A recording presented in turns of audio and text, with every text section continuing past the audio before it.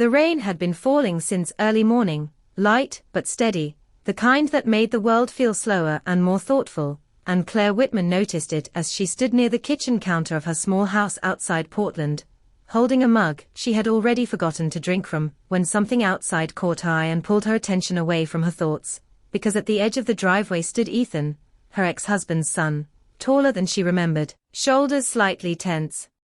Not moving forward yet, not turning back either.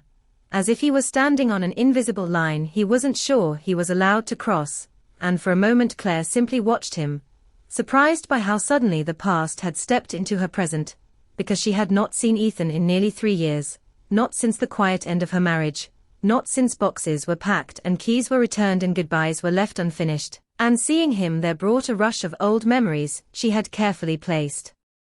away, but there was something different now, something serious in the way he stood, and that seriousness made her heart beat faster in a way she didn't fully understand. So she set the mug down and walked to the door, opening it before doubt could stop her. And when Ethan looked up at her his expression was careful and respectful, his voice calm, but unsure as he greeted her and asked if it was a bad time, and Claire shook her head and stepped aside without hesitation, because whatever had brought him here mattered. She could feel that, and inside the house the air felt quiet and full at the same time as they sat across from each other at the small dining table, rain tapping softly against the windows, the kind of sound that makes people say things they've held inside for too long. And Ethan didn't rush his words, he took a breath, glanced around the room like he was taking in a place that once felt like home, and then he looked back at her and said there was something he had wanted to tell her for a long time. And in that moment Claire realized this visit was not casual or accidental, because his voice carried weight, and as he spoke he didn't accuse or blame, he simply shared how her presence during his teenage years had stayed with him, how she had been the one adult who listened without judging, who showed patience when others were distracted or angry, and Claire felt something tighten in her chest, because she had never known the impact she had made. She had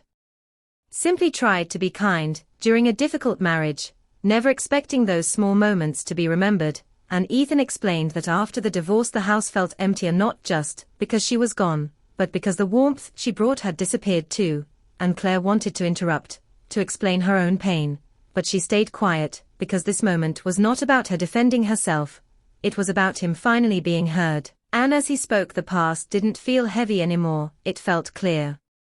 Like something long misunderstood was finally being named. And when he paused there was a silence that didn't feel awkward, but meaningful, and Claire sensed there was more coming, something he had carried with him all this time, and as the rain continued to fall outside and the world seemed to narrow to just the two of them, she realized that this unexpected visit was already changing her, because she was no longer just a woman looking back at a failed marriage, she was someone being reminded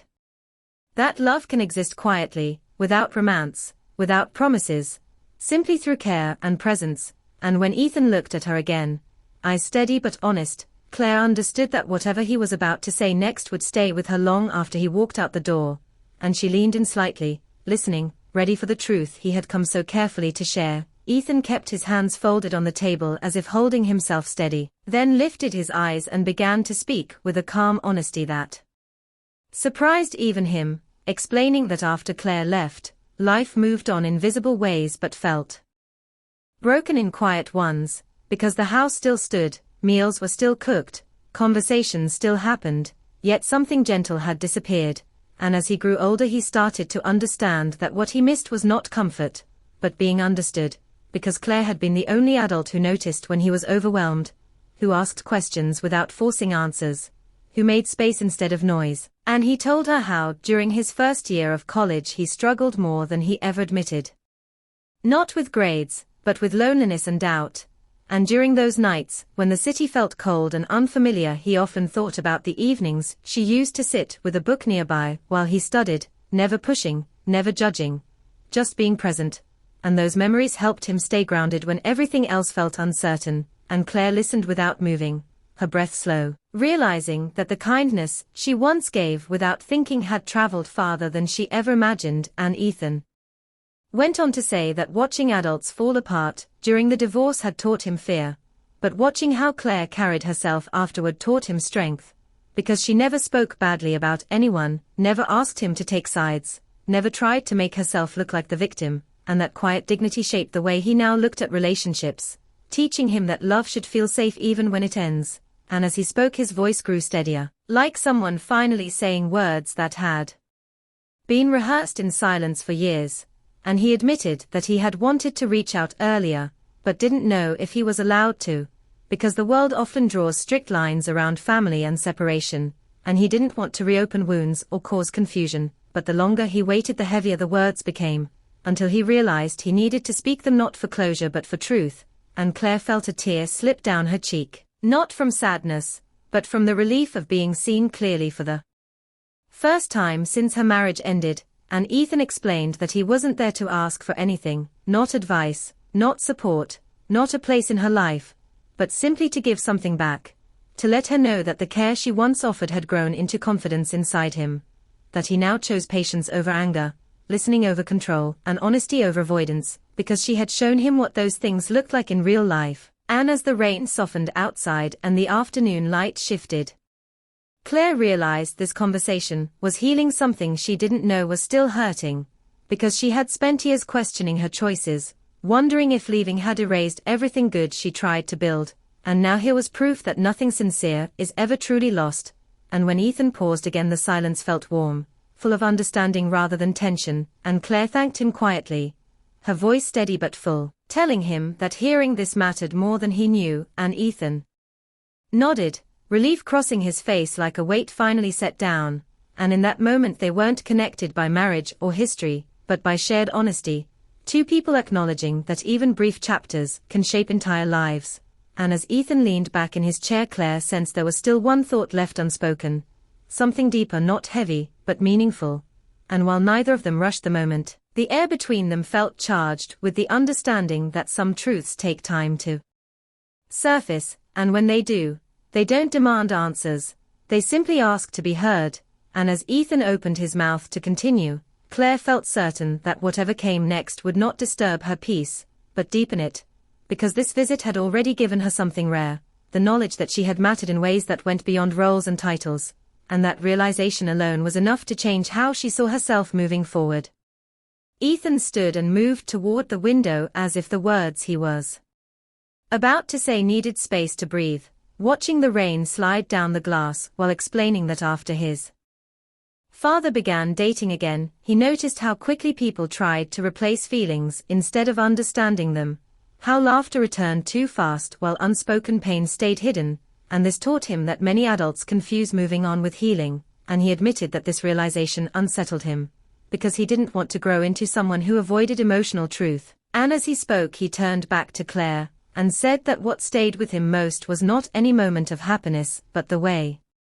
she handled heartbreak with calm honesty, never using anger as a shield, never closing herself off. And he explained that seeing her leave with dignity instead of bitterness changed his idea of love, teaching him that real connection is built on respect even when things fall apart. And Claire listened quietly as his words flowed faster now, like a river finally free of stones. And Ethan told her that during difficult choices in his own life he often asked himself how she would respond, not because she was perfect, but because she was thoughtful. And he clarified carefully that this was not about romance or confusion, but about influence, about how one person's emotional maturity can shape another's future without intention. And Claire felt a warmth spread through her chest as she realized he was giving her something rare, not admiration, but acknowledgement. And Ethan said that because of her he learned to speak honestly, to pause before reacting, and to value emotional safety. And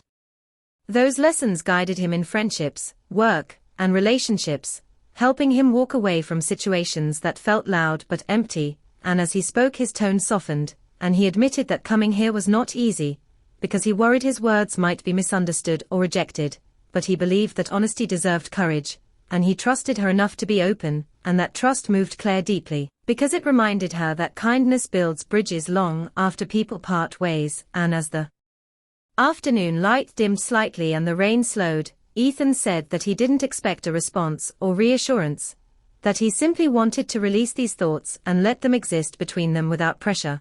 And Claire nodded slowly, understanding that some truths are meant to be shared, not solved. and in that moment she saw him not as her ex's son, but as a grown man choosing emotional clarity, and she felt proud without ownership, connected without confusion, and as Ethan returned to the table and sat down again, a calm settled over the room, the kind that comes when honesty has done its work, and Claire realized that his words were not reopening old wounds, but closing them gently, offering her a sense of peace she didn't know she needed, and as they sat in silence for a moment longer, Claire felt certain that this conversation would stay with her, not as a burden, but as a reminder that love expressed through care leaves lasting echoes, shaping lives quietly, and as Ethan prepared to speak one final time, Claire sensed that this visit was not about the past at all, but about giving both of them permission to move forward with clarity and hope. After Ethan left, the house felt unusually calm, not empty but settled, as if the walls themselves had listened and understood, and Claire stood for a long moment by the door before returning to the quiet of her living room, realizing that the conversation had shifted something deep inside her, because instead of reopening